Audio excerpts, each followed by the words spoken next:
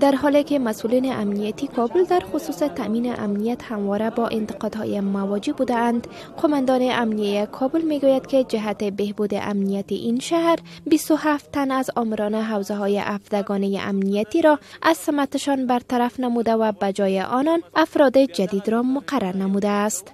عبدالرحمن رحیمی قماندان امنیه کابل گفت چهره‌های جدید در بخش‌های آمریت حوزه‌های هفتگانه کابل به شمول قماندانان کندک و مدیران قماندانی امنیه مقرر شدند.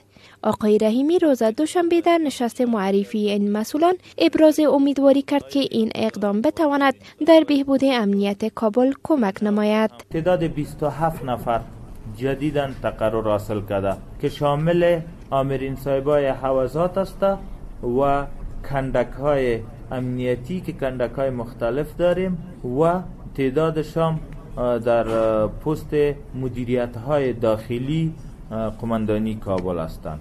آقای رحیمی همچنان گفت که تغییرات به میان آمده در ادارات امنیتی به این معنی نیست که گویا مسئولان قبلی کارشان را به درستی انجام ندادند، بلکه این کار به هدف بهبود امنیت شهر انجام شده است. وی افزود که مسئولان امنیتی قبلی در پست‌های قرارگاه‌های وزارت و در برخی ولایات تعیین می‌گردند. تغییرات در نهادهای امنیتی در حال صورت می‌گیرد که اخیراً گزارش‌های از افزایش واقعات جنایی در این شهر به نشر رسیده است. به اساس معلومات قماندانی امنیه کابل، تنها در 2 هفته گذشته حدود 100 تن که به 66 نوع جرم جنایی متهم بودند بازداشت گردیدند.